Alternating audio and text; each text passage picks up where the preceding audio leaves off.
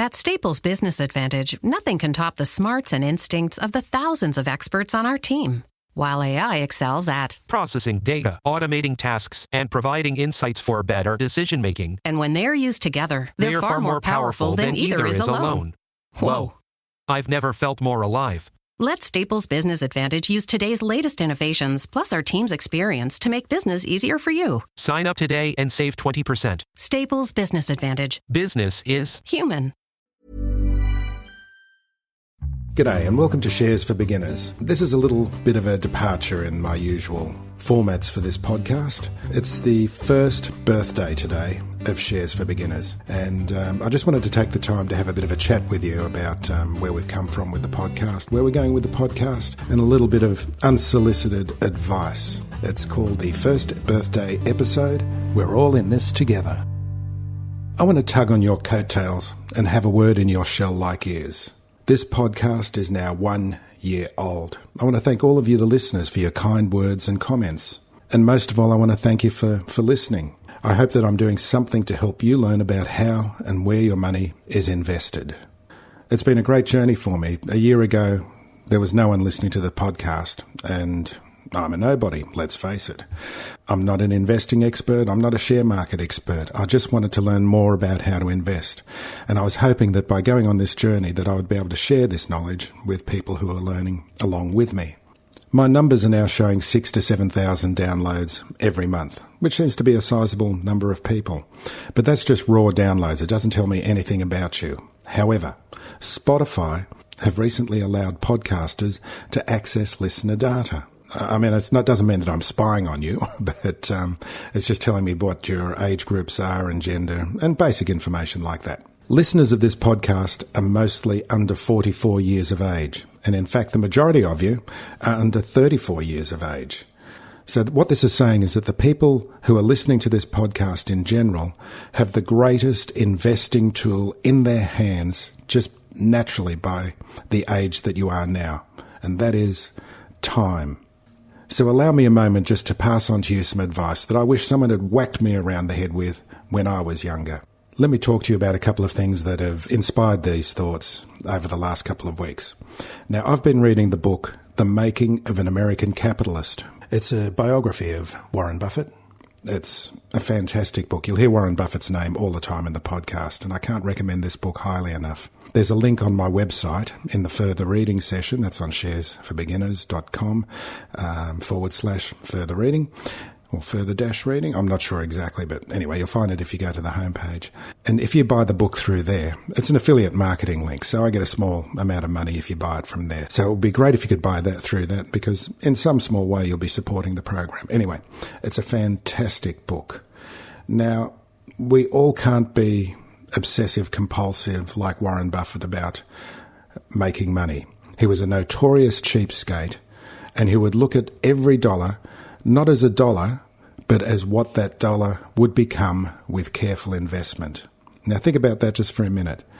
That dollar might be only worth $1 now, but in 20 or 30 years' time, it might be $20, $30, $40 with careful investing. This is what I'm getting at about the time and how you've got time on your side as you're listening to this program and you're under 44 years of age. You've got 20 or 30 years, 40 years ahead of you to make really decent money in a very, very safe way. Now, I was also chatting with John Cowley. John Cowley's the CEO of the Australian Shareholders Association. Now, this is a fine organisation with great resources. I can't recommend them highly enough, and if you get the chance, join up. The joining fee is very inexpensive. I think it's about $130 for the e-version only, but you get so much out of this organisation. And you can go along to their meetings, which are usually full of people with a great collective wisdom about investing. And the other thing about the Australian Shareholders Association is that they're advocates for shareholders. So what they're doing each year around reporting season and annual general meetings, they're actually taking steps to make sure that boards and CEOs of companies are actually doing the right thing by shareholders, and also by not taking too much money in remuneration, which is one of the great things that they do. They also do a thing called proxy harvesting, but go to the website if you want to find more about that. But it means that you can have not just one vote, but you can vote with a whole variety of shareholders in terms of changing policies in companies. Anyway, I was having this conversation with John, and he was talking about he still goes to Sydney University, to the squash club there, and he just tells all of the people that he's playing with, all these younger people, just put aside a little bit of money every week. The main thing is spend less than what you earn, and then that little bit of excess you invest. Now, that's really easy to do these days. There's many tools out there to do it. I won't go through them now because I don't want to recommend anything that I haven't tried out myself. But you know what I'm talking about. There's apps that offer ways for you to put small amounts of money away all the time, which will be invested in ETFs and that will grow over a period of time. Okay, now I'm coming to the third conversation. Tony Kynaston. I'm not sure if you've heard Tony's episode, but Tony is a fantastic investor. He's achieved 20% returns, which is way above the ASX returns, for 20 years. He knows what he's doing when he's investing. One of the points that he made in his podcast, by the way, is called QAV Podcast. I'd really recommend that for listening as well. He explains so many key concepts so clearly. But one of the things that he watches out for is fees. Every dollar that goes into a fee is a dollar that is not compounding in the future. So really, in a lot of ways, if you're going into a managed fund or an ETF or any kind of investment, even when you're buying shares on the share market, you want to have the lowest fees possible because each of those dollars in those fees is not compounding in your future returns.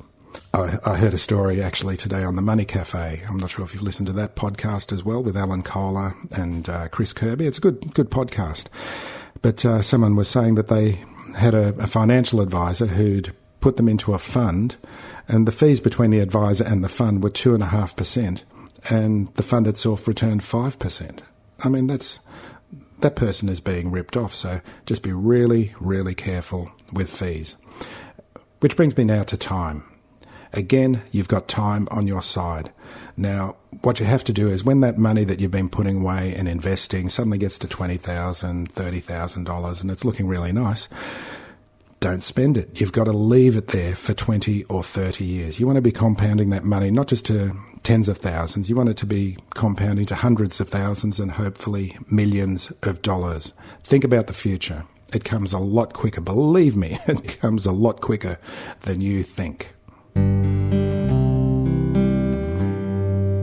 Part of keeping this money for the long term as well is that you have to understand and be prepared for market downturns. And you've got to hold your nerve because there's going to be another GFC. There's going to be another recession. You people who are under 44 years of age, you don't have any idea of what a recession is like, but these things are going to happen again. And when that happens, share markets collapse. Really good companies are going to go down in value, and you've got to hold your nerve and you've got to hold on to your investments through that time. So being in there for the long term means being prepared for those kind of times as well, because no matter what, even through that, I mean, if you look at a graph now of the ASX or the New York Stock Exchange from, say 2000 to 2020, it's starting to look like a blip, the global financial crisis. The graph itself goes from the bottom left to the top right, and that's the way share markets have been going for hundreds of years now. And you've just got to be in there making that money over that kind of period of time. And don't forget to reinvest your dividends. Dividend reinvestment plans help the compounding so much. Which brings me to another point here. Now, we're talking time horizons here. And this is a question that I received from someone called Ryan. If you haven't been there yet, and if you haven't put a question, I've got a listener survey on the website as well, where I can find out information about you and what you want to find out. And this question came from Ryan. Okay, I'll just read it out now. My partner and I have currently saved $40,000 towards a home deposit target of $100K plus. Our savings are currently sitting in a first home bonus saver account at 1.75% per annum bonus interest rate. We're looking at purchasing our first home no sooner than 2 years from now. We've considered investing some or all of this money to help us boost our savings a little more aggressively and to become more familiar with investing for the future. What would you recommend? Thanks, Ryan. Now, Ryan, I just have to say this. I'm not a financial advisor. I'm not a planner. I have no license in giving financial advice at all. All I've got is just some collective wisdom that I've picked up over this last year of doing this podcast. And it comes to the point of what I was saying earlier, in that the horizon for investing for younger people should be 20, 30, 40 years. 2 years is too short a horizon to do this, because I know what you're thinking. You're thinking, I can boost the returns over this period of time. But what if that global financial crisis or recession hits tomorrow, next week? That money is going to go down, and you don't have the time for that money to recoup and be available again for your home loan. So I would suggest, if you are considering doing anything with this money, just a small amount of it. Try investing a small amount. And this is a great bit of wisdom that I got from a guest, Claude Walker, on another episode. And he said, match your risk with your experience. Okay, so the level of what you should be investing should be a direct function of your experience, which means when you go in, if you've got $40,000, Ryan, put in $1,000, okay? Just the tiniest amount to start working with. Over that kind of amount of money, you're not risking the whole farm, okay? Well, that's it now. It's been a year. It's been a great journey. I've been so enjoying doing this. I've gotten a lot out of it. Now, thanks for listening so far. If you've gotten this far, I can understand why you wouldn't want to, but because usually this is a guest interview-based program. But anyway, I'm indulging myself because this is the first birthday of the podcast, and I'm celebrating tonight. Which brings me also to social media. If anyone would like to continue these conversations, my Twitter handle is Phil_Muscatello. I'm also instituting the hashtag Shares for Beginners, all lowercase one word, and on Facebook, Shares for Beginners, all lowercase, one word. Let's continue the conversation online. We can all help each other. Now, on a philosophical note, just to finish on, I just want to say that I prefer never to use terms like millennial, Gen X, baby boomer. I really despise terms like this. I think they create division. We're all working towards the same things. We're all humans. We're all brothers and sisters from other parents, and we're all in this together.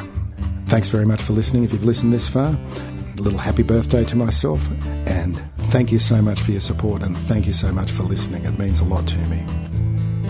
Shares for Beginners is for information and educational purposes only. It isn't financial advice, and you shouldn't buy or sell any investments based on what you've heard here. Any opinion or commentary is the view of the speaker only, not Shares for Beginners. This podcast doesn't replace professional advice regarding your personal financial needs, circumstances, or current situation. Thanks to Christopher Soulos for music production with that special Greekalicious flavour. Remember, music always flows, even when the money won't.